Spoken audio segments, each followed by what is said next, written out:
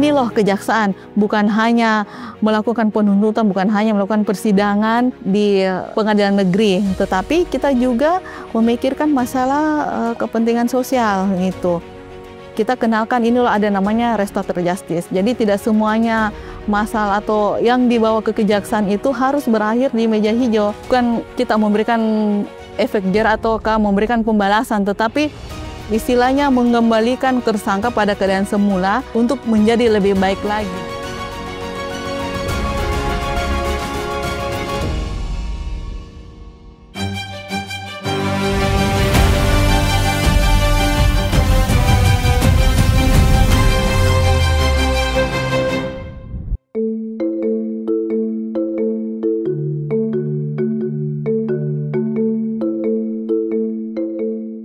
Perkenalkan, nama saya Kasmawati Saleh, SKMSH.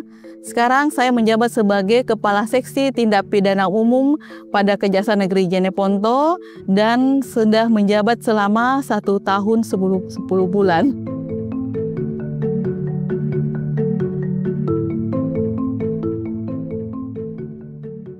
Restorasi justice adalah menyelesaikan perkara di luar pengadilan, di mana tidak hanya perkara itu diselesaikan di jalur pengadilan, disidangkan, terus mempunyai kekuatan hukum tetap atau ingkrah. Jadi ada salah satu program unggulan dari Kejaksaan Agung, khususnya di bidang tindak pidana umum, itu dikenal namanya restoratif justice. Tentunya terobosan dari restoratif justice ini tujuannya adalah bagaimana menyelesaikan perkara di luar pengadilan dengan memperhatikan beberapa aspek. Tujuannya adalah memulihkan kepada keadaan semula. Tentunya penyelesaian restoratif justice ini dengan melibatkan antara pihak saksi korban dengan pihak tersangka dengan beberapa aparat desa, tokoh masyarakat, dan juga istilahnya masyarakat setempat lah.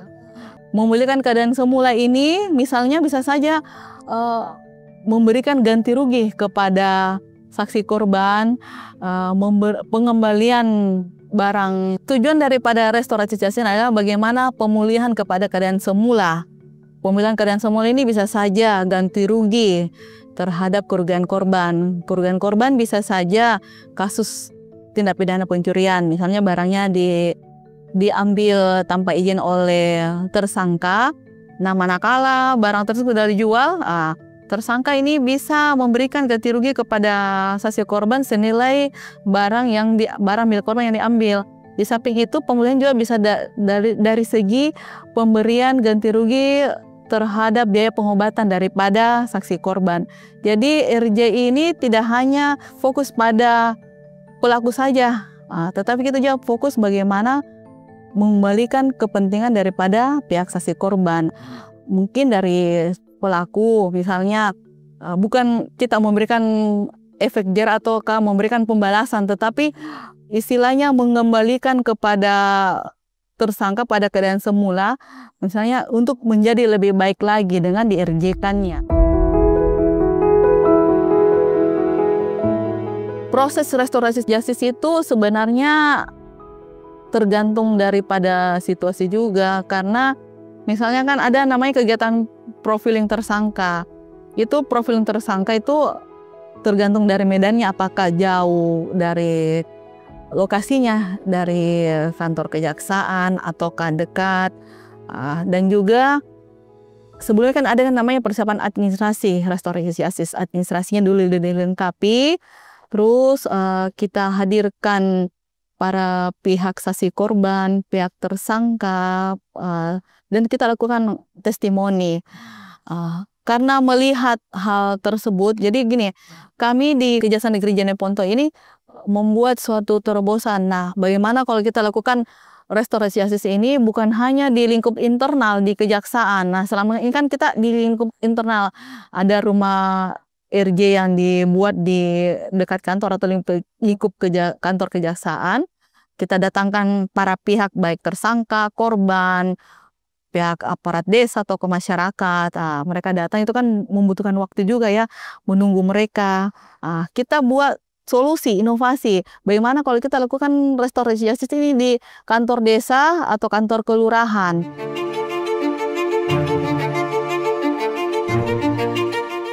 Seperti yang kami lakukan kemarin, kasus atas nama S-Kode-S, itu kasus 335 ayat 1 KHP mengenai pengancaman. Itu kan tempat kejadiannya itu kan di Taruang, sekitar 1,5 jam lah dari kantor kejaksaan.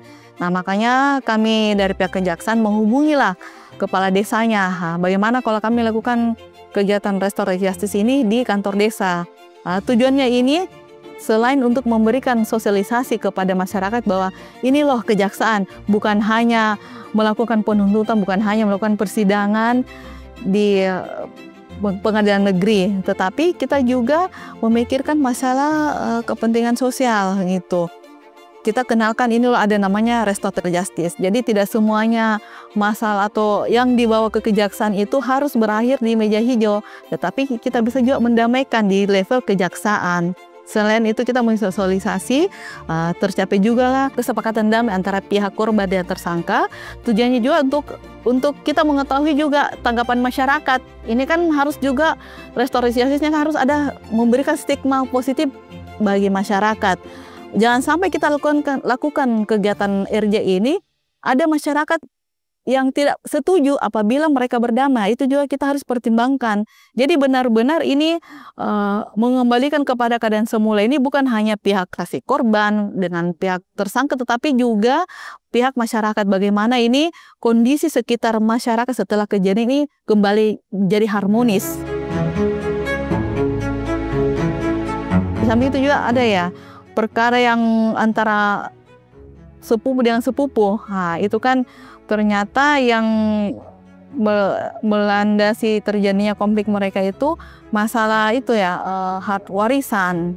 Di sini kami juga kejaksaan turun, bukan hanya mendamaikan, tapi kita harus jadi solusinya. Ini bagaimana ini solusinya? Jangan sampai setelah kita damaikan ternyata mereka ribut lagi dengan warisan, bertengkar lagi kan. Ternyata ini kan mereka sudah cerai.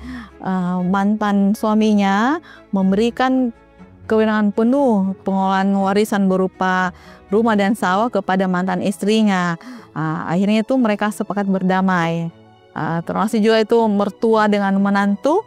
Itu juga unik juga itu, bagaimana awalnya kita kekeh nggak mau damai. Akhirnya kami berikan gambaran bagaimana dia kan tidak damai. Istilahnya kita memberikan gambaran penuh lah apabila dilakukan perdamaian terhadap anaknya ini, terhadap menantunya, kan ini otomatis kan ini akan renggang. Alhamdulillah sudah tercapai kesepakatan damainya, dan kami tidak hanya selesai melakukan restoratif justice. Dia juga membantu bagaimana supaya cepat selesai ini perkara. Jadi seolah nanti setelah mungkin sudah bebas, ada beberapa upaya saya, mungkin yang besar saya akan dekatkan di masalah keagamaan.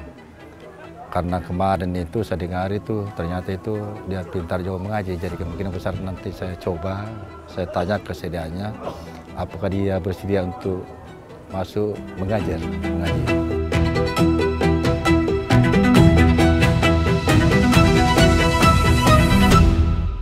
Jadi RJ itu bukan selesai pada waktu kita setelah damai antara kedua belah pihak sudah keluar dari tahanan ataukah diberikan penetapan penghentian penuntutan keadilan restoratif justice selesai, tapi ada tindak lanjutnya dari kejaksaan bahwa kita lakukan sanksi sosial atau pembinaan kepada pelaku.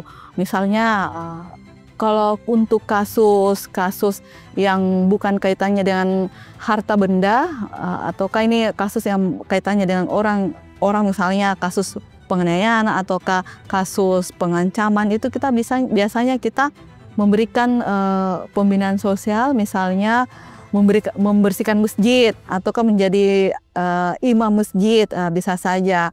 Dan juga salah satu kemarin yang telah ditawarkan pada waktu kita lakukan restoratif justice ini adalah sebagai guru mengaji. Itu kan istilahnya kita bisa memberikan warna bahwa kejaksaan ini beda RJ-nya dengan yang lainnya intinya gitu. Di samping itu pada waktu setelah lakukan restoratif justice kita melakukan evaluasi juga.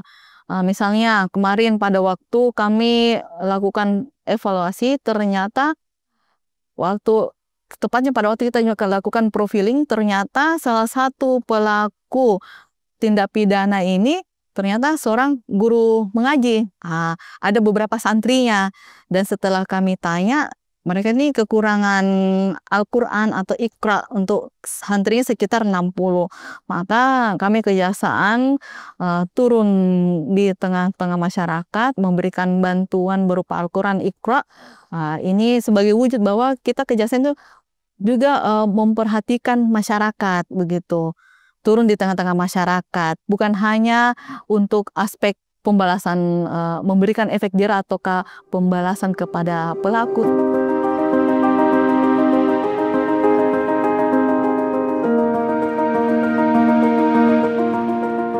Sebenarnya di sini kita tidak bisa katakan menguntungkan tersangka juga. Itulah namanya ada RJ, pemulihan kepada keadaan semula, menguntungkan pihak korban. Misalnya pihak korban ini pada waktu kejadian kan mendapatkan perawatan medis, dan juga pihak korban ini misalnya diambil harta bendanya setelah adanya pengembalian dari tersangka kepada pihak korban. Otomatis kan itu pulih kembali, merasa senang juga. Dan juga kita juga khusus untuk korban terhadap perempuan, misalnya kasus KDRT ini, alhamdulillah kan rujuk kembali dengan suaminya, tapi tidak lepas begitu saja, tetap kita pantau. Misalnya saja kita bisa koordinasi dengan pihak, memang tidak semua perkara bisa kita RJ-kan atau kita restoratif justice-kan, karena sesuai dengan Peraturan Jaksa Agung nomor 15 tahun 2022 ayat 5 itu ada beberapa kriteria. Misalnya tersangka itu baru pertama kali melakukan tindak pidana atau bukan residivis. Kemudian ancaman hukumannya itu di bawah 5 tahun. Kerugian yang diderita oleh korban itu di bawah 2.500.000. Namun ada pergeseran lebih lanjut dengan dikeluarkannya surat edaran Jampidum nomor 1/E/EJP tahun 2022 bahwa itu bisa kita lakukan restoratif justice, tidak tergantung daripada syarat-syarat yang sebelumnya. Yang intinya di sini ada perdamaian antara pihak korban dengan pihak tersangka, dan poin pentingnya itu tersangka belum pernah melakukan tindak pidana ataukah bukan residivis.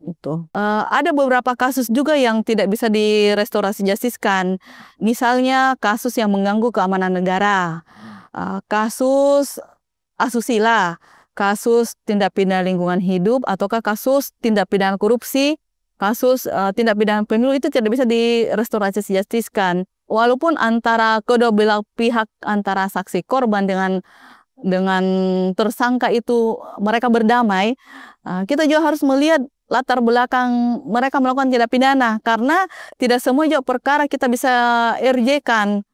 Misalnya melakukan tindak pidana pencurian, tujuannya itu untuk membeli sabu-sabu, ataukah tujuannya untuk minum minuman keras, itu tidak kami RJ-kan. Jadi kita harus betul-betul selain dari syarat-syarat utamanya, misalnya bukan residivis, ancaman hukumannya di bawah 5 tahun, ada perdamaian, kita juga harus melihat latar belakang melakukan tindak pidana, apakah penyebab ataukah tujuan daripada tersangka untuk melakukan tindak pidana tersebut.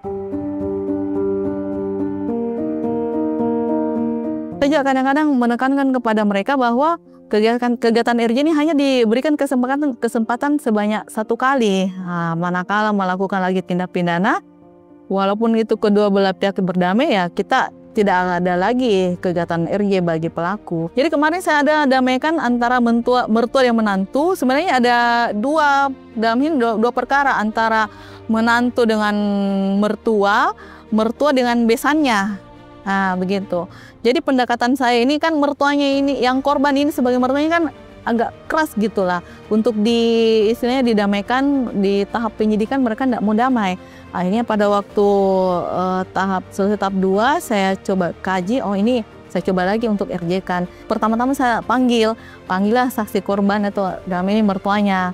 Saya berikan gambaran bagaimana kalau kita damai saja di tahap tingkat penuntutan. Beda kalau memberikan maaf pada waktu kita tahap penuntutan pada tahap kejaksaan dengan memberikan maaf setelah diputus ingkrah ataukah berkekuatan tetapnya nuansa maafnya itu beda. Karena kalau di tingkat pengadilan kan itu artinya tersangka itu otomatis harus menjalani masa hukuman yang telah ditentukan oleh hakim. Kalau di kejaksaan, kalau insya Allah kalau disetujui, pada hari itu juga kita keluarkan. Jadi dan saya juga melakukan pendekatan bagaimana mengingat cucu-cucunya itu untuk kedepannya. Kalau andaikan si pelaku ini sudah berstatus terpidana, mungkin tentunya agak sulit untuk mencari pekerjaan, apalagi notabene ini pelaku ini masih pengangguran gitu. Jadi saya melakukan pendekatan, memberikan gambaran gitulah, bagaimana sih kalau kita tidak damai gitu.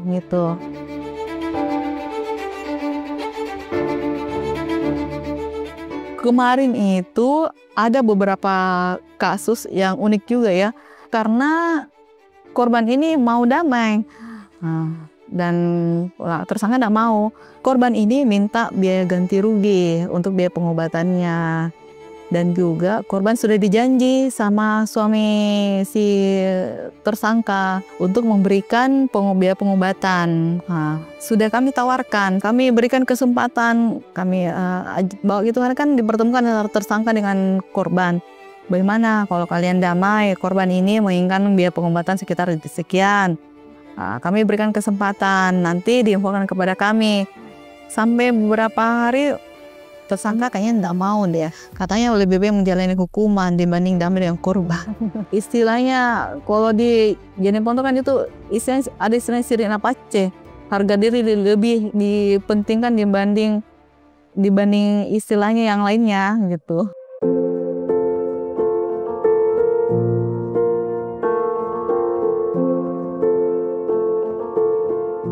Di antara semua kasusnya semuanya berkesan sama saya karena beda-beda semuanya kesannya ya. Kemarin ada kasus KDRT di mana kami berhasil mendamaikan suami istri yang awalnya itu ini istrinya sudah mau cerai sama suaminya. Terus kami lakukan pendekatan kepada istrinya. Alhamdulillah pada waktu mereka sepakat damai, istrinya tidak jadi mengajukan cerai. Akhirnya mereka ini rujuk kembali. Perbedaan mendasar antara yang konflik antara sesama keluarga dengan tidak itu, kita lebih, kalau konflik kepada keluarga, kita lebih melakukan pendekatan, memberikan gambaran kepada mereka. Isinya kita berusaha ini supaya tidak setelah dilakukan ini, mereka rukun kembali sesama keluarganya. Rukun kembali sama keluarga, damai kembali. Kalau yang bukan keluarga kan mungkin setelah diberikan pemulihan, misalnya penggantian ganti rugi terhadap kerugian korban atau biaya pengobatan, ini yang selesai. Jadi kita harus lebih detail kalau kita menyelesaikan konflik.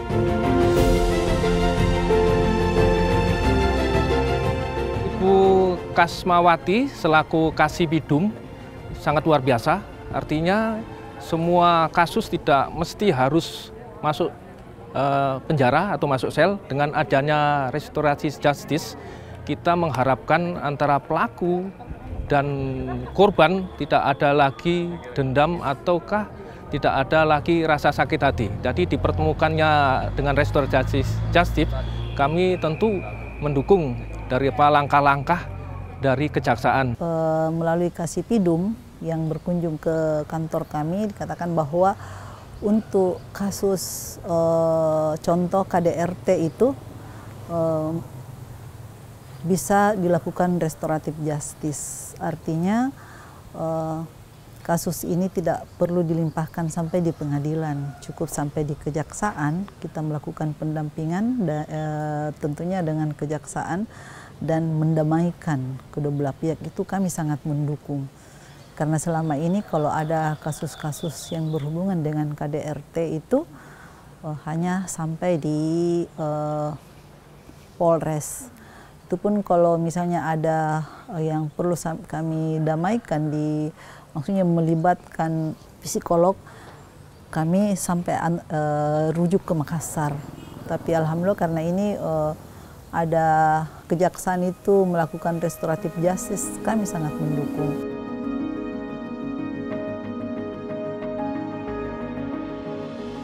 Sebenarnya karir saya sebagai jaksa ini penuh liku karena saya sebenarnya bukan background dari sarjana hukum. Jadi pada waktu mendaftar di kejaksaan saya masuk formasi SMA. Adapun pada waktu mendaftar saya sudah sebagai sarjana kesehatan masyarakat. Nah, setelah bertugas selama 6 tahun sebagai CPNS, maka saya lanjut lagi kuliah di Fakultas Hukum Universitas Hasanuddin. Saya alumni FKM di Universitas Hasanuddin tahun 2003. Nah, pendaftaran kejaksaan dibuka juga pada tahun 2003. Pada waktu saya sedang skripsi ada terbuka pendaftaran, saya coba-coba ini mendaftar di kejaksaan untuk tingkat SMA-nya. Ternyata alhamdulillah lulus. Jadi yudisium pada misalnya hari Minggu, besoknya itu ada pengumuman kejaksaan, saya nyatakan lulus. Otomatis saya kayaknya nih sudah rezeki mungkin di bidang hukum. Pada waktu saya mendaftar, ternyata lolos. Sebenarnya masih buta-buta gitu. Apa sih kejaksaan? Saya hanya ikut. Itu hari sepupu saya mendaftar kejaksaan, saya ikut apa sih kejaksaan? Sudah coba daftar saja. Sempat sih ditegur sama orang tua, kenapa sih daftar di kejaksaan? Padahal kan kamu alumni sarjana kesehatan masyarakat. Sampai saya bilang orang tua akhirnya kenapa menyetujui? Pada waktu saya dinyatakan lulus di kejaksaan, akhirnya orang tua menyetujui. Mungkin rezeki kamu di kejaksaan, sudahlah. Ikuti saja alurnya, mungkin ini rezeki dari Allah. Di kejaksaan itu karena saya formasi SMA ya. Jadi kalau formasi SMA itu kita harus ikut penyusunan ijazah dulu untuk strata satunya. Makanya kenapa saya kuliah dulu sarjana hukum. Nanti setelah kita penyusunan ijazah sesuai dengan bidang kita, bidang hukum strata satunya, nanti setelah itu kita mengikuti seleksi pendidikan calon jaksa. Saat itu saya pantang menyerah. Saya bikin ini kan kejaksaan ya. Kita ya bagaimana caranya kita juga bisa rezekinya untuk bisa jadi jaksa kan gitu. Jadi pantang menyerah lah. Selama masih sesuai dengan syarat administrasi, misalnya usianya pada waktu itu maksimal 35 tahun pada waktu dilantik. Dicoba saja terus. Kan rezeki sudah Allah yang atur. Saya dilantik itu pada usia 34 tahun. Saya pada waktu tugas pertama di Kejaksaan Negeri Parepare di bidang pembinaan. Terus di Kejaksaan Tinggi Sulawesi Selatan di bidang pembinaan. Ada hikmahnya saya tugas di pembinaan. Karena pada sekitar tahun 2000, kalau tidak salah ya, saya ini sebagai tata usaha berprestasi di bidang sidak karya. Jadi saya dulu pernah juga meraih prestasi sidak karya. Pada waktu itu kita diberikan penghargaan di Cianjur. Saya ingat sebagai tata usaha berprestasi. Skill seorang itu artinya memiliki intelektual, memiliki pengetahuan hukum yang luas. Jadi bukan hanya kan hukum itu kan bukan hanya satu kasus, ada beberapa kasus misalnya kasus korupsi kasus tindak pidana umum, narkotika, itu jaksa harus paham dulu dasar-dasar hukumnya.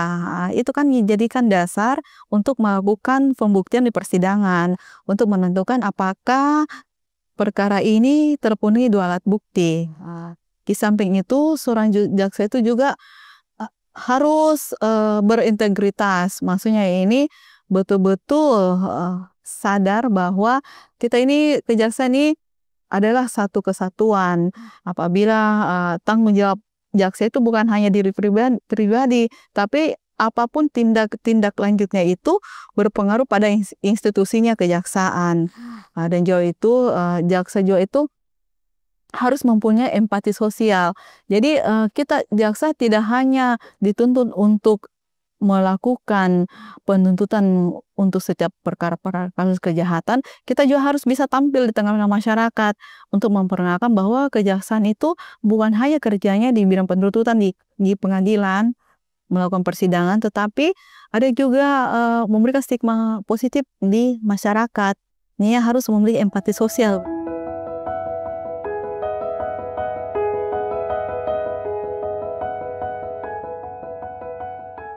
Jadi sebelumnya kami kan punya program di bidang tindak pidana umum.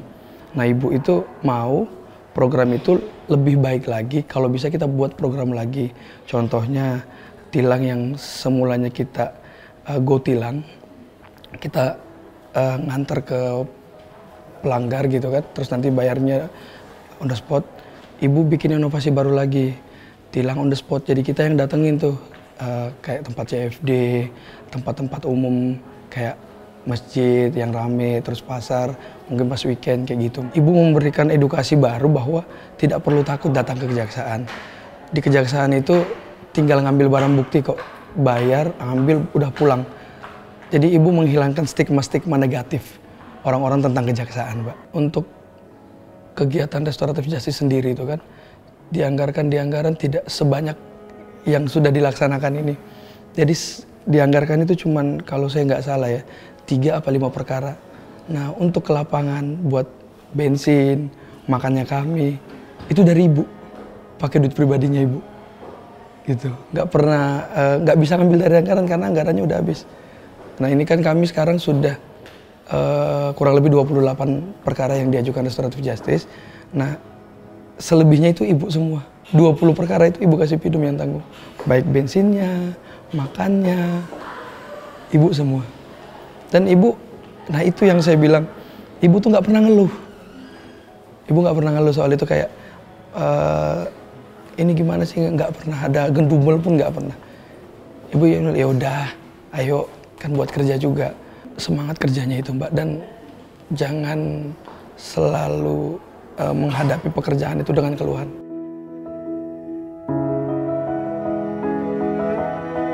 Intinya selama kita ikhlas menjalani suatu kegiatan khususnya masalah restoratif justice ini, insya Allah ada solusinya lah. Kita jangan jadikan suatu hambatan atau tantangan, tapi itu sebagai suatu motivasi diri sendiri. Dan juga saya pribadi pada waktu mereka berdamai antara pihak korban dengan pelaku ini ada kebahagiaan tersendiri. Pada waktu mereka saling jabat tangan kah atau saling berpelukan kah setelah terjadinya perdamaian, itu ada kebahagiaan tersendiri gitu.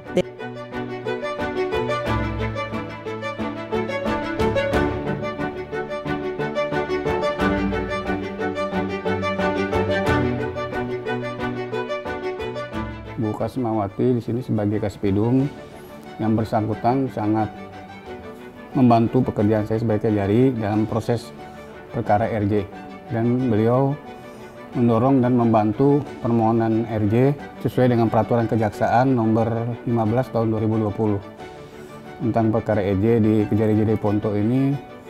Sebanyak untuk tahun ini sudah 28 perkara. Saya diharapkan ya semoga beliau mendapatkan promosi atas prestasi beliau, dengan prestasinya bisa menangani perkara RJ terbanyak di Sulawesi Selatan sebanyak 28 perkara. Dan beliau juga kan masuk nominasi Adiaksa. Saya mengharapkan bisa masuk nominasi dan bisa mendapatkan promosi dari Kejaksaan Agung. Dia mendapatkan promosi atas prestasi beliau. Ya, karena dengan prestasi beliau sebagai Kasbidum menangani perkara RJ ya sangat bagus lah, sangat berprestasi kalau menurut saya. Tapi intinya dengan adanya masuk ke kategori awards ini justru menjadi tantangan tersendiri. Jadi kita menjadi tanggung jawab tersendiri bahwa apa yang kita lakukan ini bukan sebatas karena untuk meraih awards, tapi untuk berkelanjutan itu sebagai apa ya, penghargaan, tetapi justru menjadi tanggung jawab pribadi untuk melanjutkan apa yang telah dibebankan kepada kita, misalnya sebagai awards gitu ya, penegak restoratif justice. Bisa jadi motivasi khususnya untuk teman-teman sekitarnya bahwa prestasi itu di kejaksaan itu banyak bisa ditempuh, salah satunya kategori RJ ataukah kategori lainnya.